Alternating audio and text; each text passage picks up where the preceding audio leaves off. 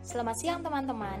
Perkenalkan, kami dari kelompok 2 terdiri dari Lutfiah Fitriani, Kenny Sultan Alvan, Lutfi Tegar Kuncoro Jati, Yunita Puspitasari, Pramesti Clara Cahyani, dan Maulana Rifki Alfaris akan mempresentasikan hasil kerja kelompok kami mengenai balok dalam struktur bangunan gedung. Setiap bangunan terdiri atas bagian-bagian yang memiliki fungsi tertentu. Salah satunya yaitu balok. Balok merupakan salah satu bagian dari struktur sebuah bangunan yang kaku. Balok adalah elemen struktural yang membentang secara horizontal antara penopang dan pembawa beban yang bekerja pada sudut sampai sepanjang balok. Umumnya, balok penampang lebih kecil dibanding dengan rentangnya. Lebar dan tinggi balok yang lebih kecil dibandingkan lainnya, biasanya lebar dan tinggi balok 1/10 rentang balok. Elemen yang satu ini khusus dirancang supaya dapat menanggung serta mentransfer beban menuju elemen-elemen kolom penopang lainnya. Tidak hanya sekadar itu, ring pada balok juga memiliki fungsi sebagai pengikat kolom-kolom. Hal ini dilakukan supaya jika terjadi pergerakan pada kolom-kolom di sebuah bangunan, kolom-kolom masih bisa tetap bersatu serta mempertahankan bentuk dan posisinya seperti sedia kala. Balok juga mempunyai karakteristik lain yaitu bersifat lentur. Dengan sifat tersebut, balok merupakan elemen bangunan yang dapat diandalkan untuk menangani gaya geser dan momen lentur.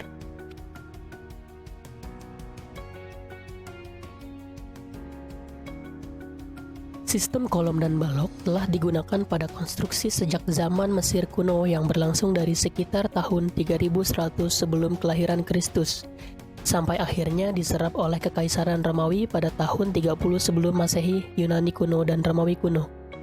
Contohnya pada pembangunan kuil-kuil dan piramid yang sekarang menjadi ikon Mesir. Kemudian, yang ada di Romawi seperti yang sering ditemui pada bangunan bertingkat pada Kolosium, terowongan air, dan jembatan.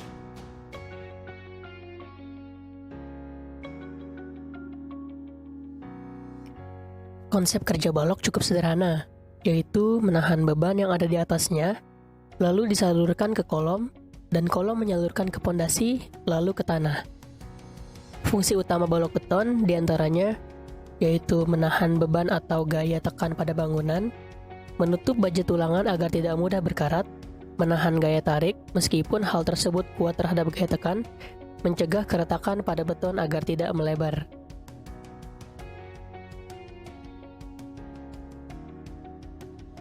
Selanjutnya yaitu perkembangan jenis balok. Yang pertama yaitu balok sederhana. Balok sederhana itu sendiri pada kolom di ujung-ujungnya bertumpu, di mana dengan menggunakan satu ujung bebas berotasi dan tidak memiliki momen tahan. Balok jenis ini hampir sama seperti struktur statis lainnya. Nilai dari semua reaksi serta pergeseran dan juga momen untuk balok sederhana itu sendiri tidak tergantung bentuk penampang dan materialnya. Yang kedua yaitu cantilever. Cantilever merupakan salah satu jenis balok yang diproyeksikan atau struktur kaku lainnya didukung hanya pada satu ujung tetap. Dalam arti lain, balok yang satu ini berguna untuk menanggung beban di ujung yang tidak memiliki penyangga. Yang ketiga yaitu balok teritisan. Balok teritisan merupakan salah satu ragam balok sederhana yang memiliki bentuk memanjang. Balok yang satu ini melewati salah satu kolom tumpuannya. Yang keempat yaitu balok dengan ujung tetap. Jenis balok yang satu ini disebut balok dengan ujung tetap karena dikaitkan dengan kuat. Selain itu, balok tersebut juga dibuat untuk menahan translasi dan rotasi. Pada umumnya, ujung-ujung dari balok ini dikunci sedemikian kuat sehingga tidak bergerak ataupun berotasi karena momen.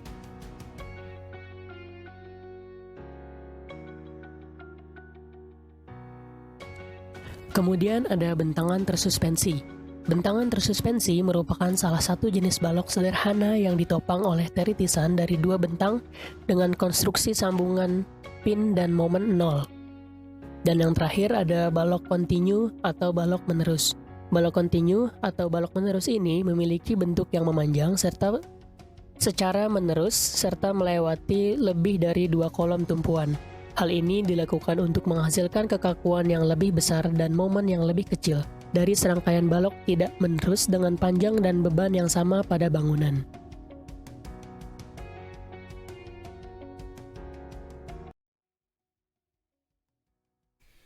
Selanjutnya, macam-macam balok berdasarkan bahan. Yang pertama, ada balok kayu. Balok kayu menopang papan atau dek struktural. Balok dapat ditopang oleh balok induk, tiang, atau dinding penopang beban.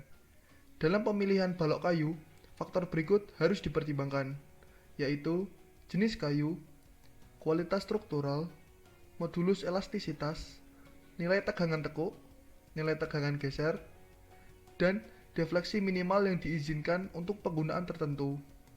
Sebagai tambahan, perhatikan kondisi pembebanan yang akurat dan jenis koneksi yang digunakan. Berikut ada beberapa jenis dari balok kayu, diantaranya balok kayu laminasi lem. Kayu laminasi lem dibuat dengan melaminasi kayu kualitas tegang, stress grade, dengan bahan adhesif di bawah kondisi yang terkontrol. Biasanya paralel terhadap urat kayu semua lembaran. Kelebihan kayu laminasi lem dibandingkan kayu utuh secara umum yaitu batas tegangan yang lebih besar, penampilan yang lebih menarik, dan ketersediaan bentuk penampang yang beragam.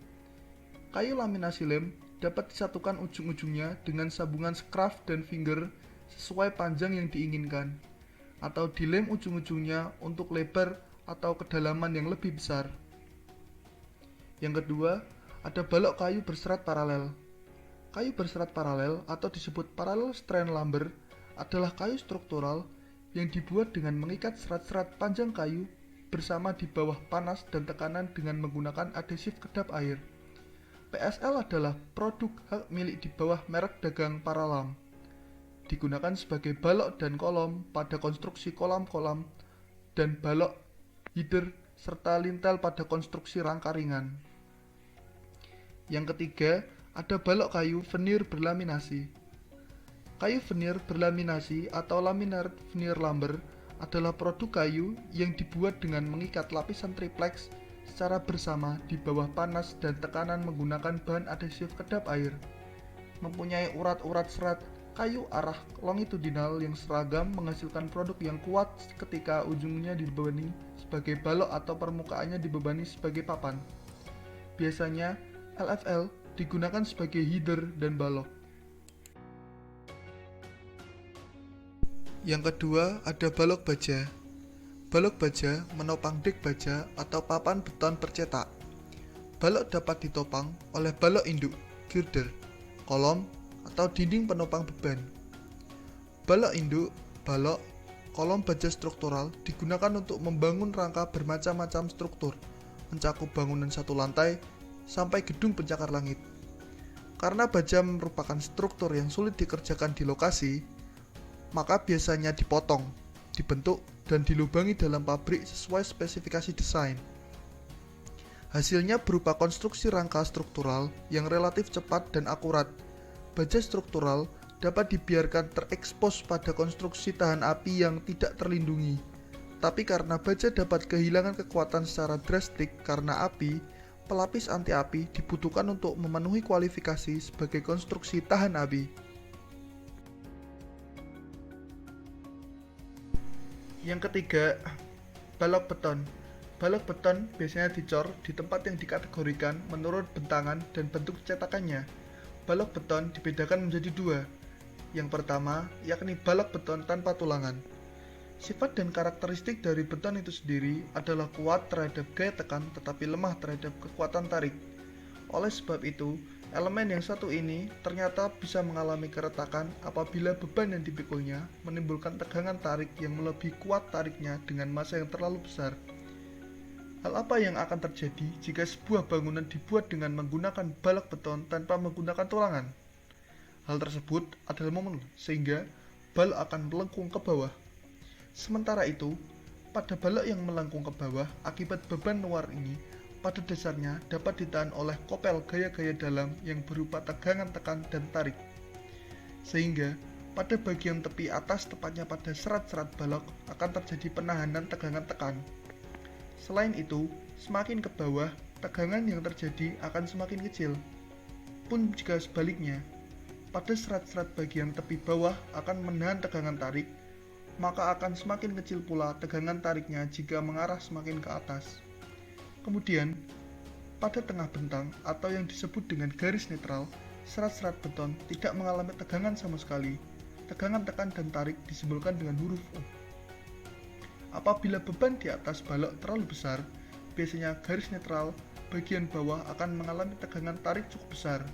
Hal tersebut kemungkinan akan mengakibatkan retak pada beton pada bagian bawah. Kondisi tersebut dapat terjadi terutama pada daerah beton yang memiliki momen besar, misalnya pada lapangan atau juga tengah bentang. Yang kedua ada balok beton dengan tulangan. Jenis balok beton selanjutnya adalah balok beton dengan tulang. Supaya dapat menahan gaya tarik yang cukup besar pada serat-serat balok bagian tepi bawah, sangat perlu diberi baja tulangan.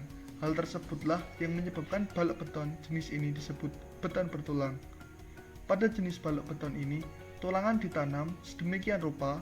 Hal tersebut dimaksudkan supaya gaya tarik yang dibutuhkan untuk menahan momen pada penampang retak dapat ditahan oleh baja tulangan tersebut.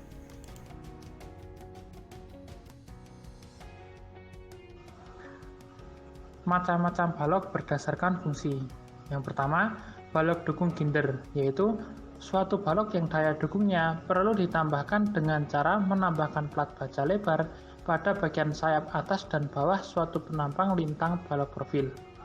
Fungsi yang kedua yaitu balok anak dan balok induk pada sistem lantai, yaitu suatu balok yang berfungsi menopang plat lantai, di mana plat lantai dapat terbuat dari beton, papan kayu, plat baja, dan aluminium. Macam yang ketiga yaitu balok lantai, yaitu suatu balok yang berfungsi menopang balok anak dan balok induk dalam suatu sistem struktur lantai. Macam yang keempat yaitu balok spandrel, yaitu balok batas pinggir bangun. Saya ulangi, balok batas pinggir bangunan dapat dibentuk lengkung, lurus, horizontal.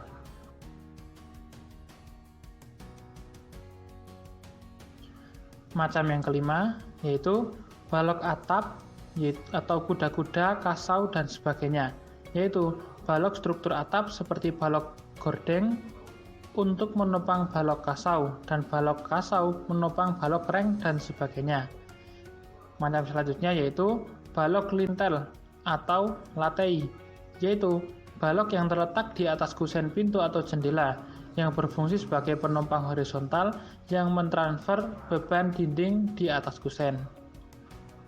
Macam yang ketujuh yaitu balok stringer, yaitu balok yang berhubungan langsung kepada sistem lantai yang ditopang pada titik sambungan panel lantai balok rangka batang pada setiap sisi dek plat lantai. Macam yang kedelapan yaitu balok diagrap, yaitu balok di antara balok ginder pada suatu sistem struktur rangka batang. Macam yang kesembilan yaitu balok pengikat, yang mana berfungsi mentransfer beban vertikal maupun lateral ke balok maupun ke kolom struktur.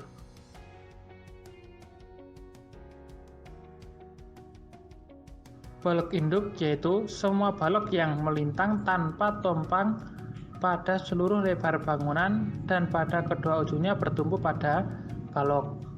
Sedangkan balok anak merupakan balok yang pada kedua ujungnya bertumpu pada balok induk, digunakan untuk memperkecil petak-petak lantai di setiap ruangan. Itu sudah diterangkan di gambarnya.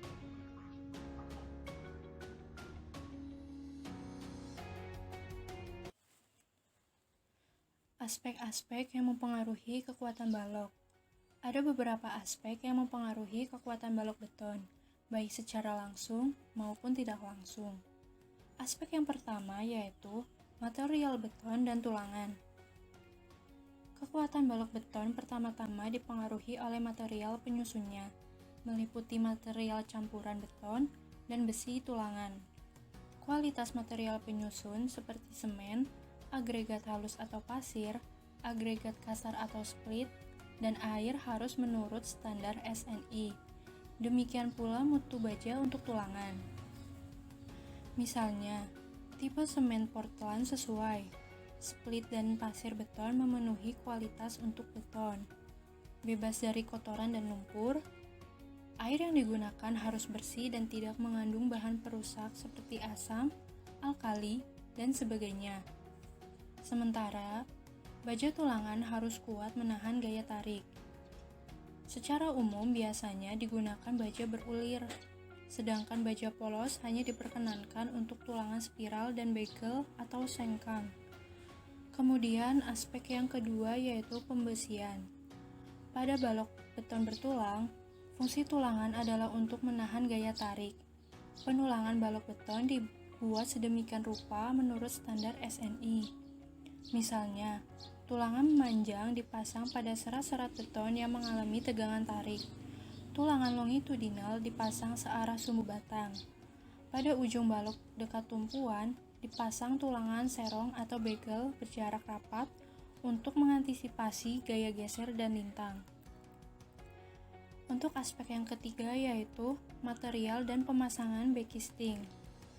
Papan backisting yang dipakai harus rata serta bersih.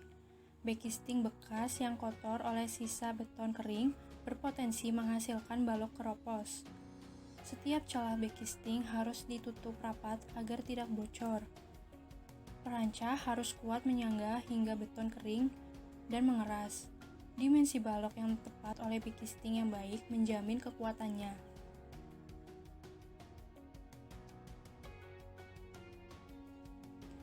Selanjutnya, aspek yang keempat, yaitu pengadukan dan pengecoran.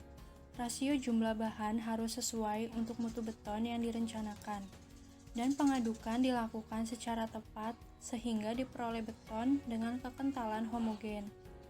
Penggunaan mesin pengaduk atau memesan beton siap pakai dapat menjaga kualitas beton segar. Saat dituang, beton harus dalam kondisi plastis. Agar dihasilkan balok dengan kepadatan merata, saat pengecoran berlangsung, harus dilakukan pemadatan dengan batang kayu atau besi atau vibrator. Sisi luar backisting dapat diketuk-ketuk dengan palu. Pemadatan mengantisipasi terjadinya segregasi dan terbentuknya rongga. Kemudian aspek yang terakhir yaitu aspek kelima, pelepasan backisting dan perawatan. Pembongkaran backisting harus menunggu hingga beton benar-benar kering dan mampu menahan beban sendiri. Setelah backisting dilepas, harus dilakukan perawatan balok beton dengan membasahi beton secara berkala selama waktu tertentu. Tujuannya untuk mengurangi penguapan air agar beton mengering perlahan sehingga tercapai kepadatan dengan kekuatan optimal.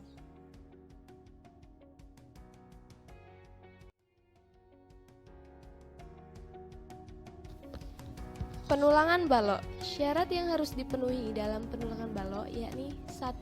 Setiap sudut balok harus ada satu batang tulangan sepanjang balok. 2. Diameter tulangan pokok minimal 12 mm.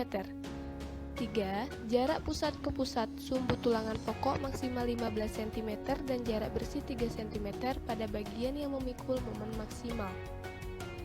4. Hindarkan pemasangan dua lapis untuk tulangan pokok. 5. Jika jarak tulangan atas dan tulangan bawah di bagian samping lebih dari 30 cm, maka harus dipasangkan tulangan ekstra. 6. Tulangan ekstra hanya untuk balok tinggi, atau balok yang tingginya lebih dari 90 cm dan luasnya minimal 10% luas tulangan pokok tarik yang terbesar, dengan diameter minimal 8 mm untuk baja lunak dan 6 mm untuk baja keras. Syarat selimut beton pada balok minimal untuk konstruksi yaitu pada bagian dalam 2,0 cm, pada bagian luar 2,5 cm, dan untuk selimut beton tidak terlihat 3,0 cm.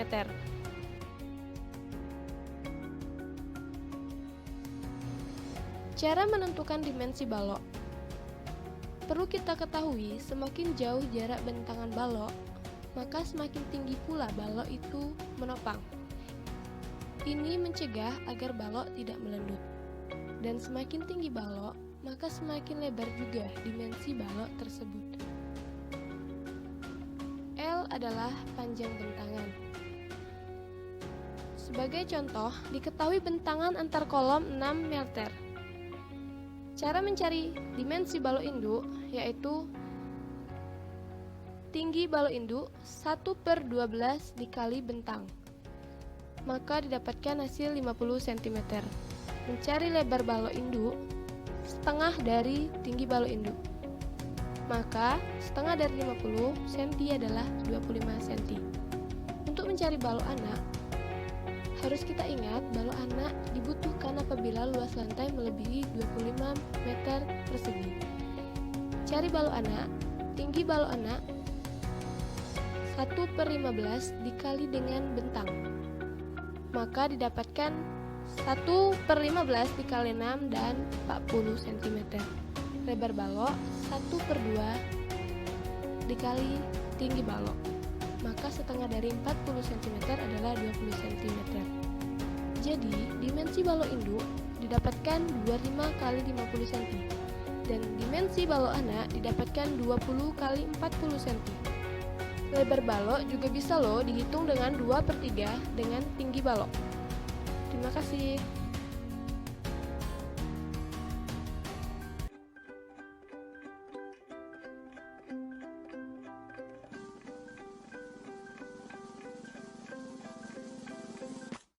Animasi penulangan balok. Balok adalah struktur beton bertulang yang digunakan sebagai dudukan plat lantai dan pengikat kolom di bagian atas. Penulangan balok apabila dipotong dari arah memanjang, maka akan tampak seperti pada animasi berikut ini. Dan apabila dipotong arah memendek, maka akan tampak seperti pada animasi berikut ini. Gambar penulangan pada daerah tumpuan. Gambar penulangan pada daerah lapangan.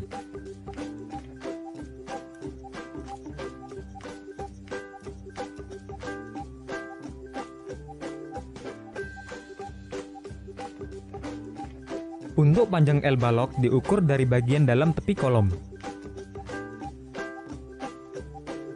1/4 L digunakan untuk panjang tulangan pada daerah tumpuan.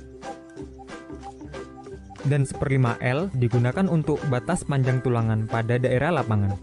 Untuk jarak tulangan sengkang digunakan sebesar 100 mm pada daerah tumpuan dan 200 mm pada daerah lapangan.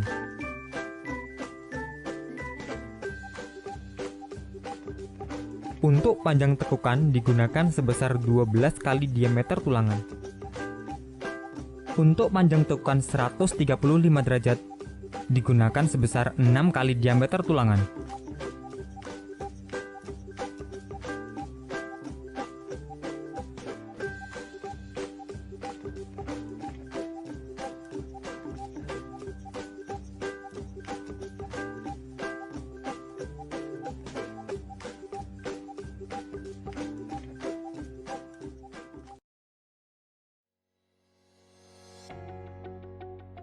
Sekian yang dapat kelompok kami sampaikan.